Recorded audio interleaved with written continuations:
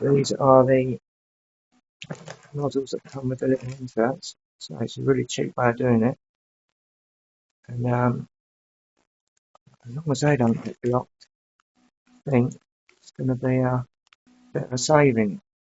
Nearly a quarter of the price of the Flashforge original ones, genuine ones. Yeah, they were $5.95 for one set, and then you can buy these separate.